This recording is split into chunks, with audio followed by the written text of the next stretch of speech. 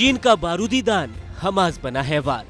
ऐसा हम इसलिए कह रहे हैं क्योंकि इजराइल में हुए हमास हमलों के पीछे चीन की बड़ी साजिश सामने आई है। मोसाद की आंखों में धूल झोंकने की योजना भी चीन में ही तैयार हुई थी। इजराइल के कवच यानी कि आयरन डोम को धोखा देने का प्लान भी चीन में ही बना था। हमास ने चीन में बने 7000 रॉकेट से इजराइल पर हमला किया है और हमास के आतंकी मेड इन चाइना पैराग्लाइडर के जरिए इजराइल में दाखिल हुए थे।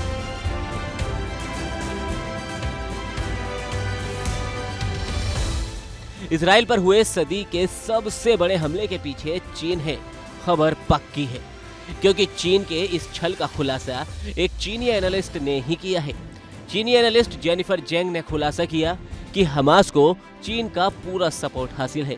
शी जिनपिंग के ऑफिस तक हमास का डायरेक्ट कांटेक्ट है। इजराइल पर सबसे बड़े हमले से पहले भी हमास के एक बड़े आतंकी ने शी जिनपिंग के ऑफिस से संपर्क किया था। चीनी एनालिस्ट जेनिफर जेंग ने दावा किया कि हमास ने इजराइल पर हमला करने के लिए चीन के हैंग ग्लाइडर्स का इस्तेमाल किया था। वो चीन में ही बने थे। जेनिफर जेंग ने सोशल साइट एक्स पर एक पोस्ट के जरिए दावा किया कि चीन के कुछ नागरिक इस बात को कह रहे हैं कि हुनान प्रांत के झुझोऊ में ये ग्लाइडर्स बनते हैं। जेनिफर ने जब इसकी जांच की तो वो झुझोऊ की उस फैक्ट्री की वेबसाइट पर पहुंची जहां ऐसे ग्लाइडर्स की सारी डिटेल्स मौजूद थी। यही नहीं, मिडिल ईस्ट में ड्रैगन की चाल को बेनकाब करते हुए जेनिफर ने एक और पोस्ट किया है और इस पोस्ट में लिखा गया है कि चीन के राष्ट्रपति शी जिनपिंग का दफ्तर हमास और ईरान से सीधे संपर्क में है।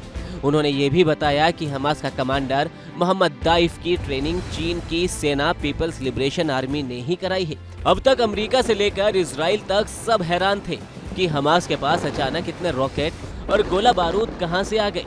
हमास ने कैसे दुनिया के सबसे मजबूत एयर डिफेंस सिस्टम आयरन डोम को भी नाकाम कर दिया।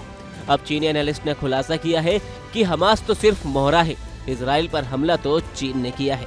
बता दें कि जेनिफर जेंग पहली शख्स नहीं है जिन्होंने इजराइल पर हमलों के पीछे चीन को जिम्मेदार बताया हो।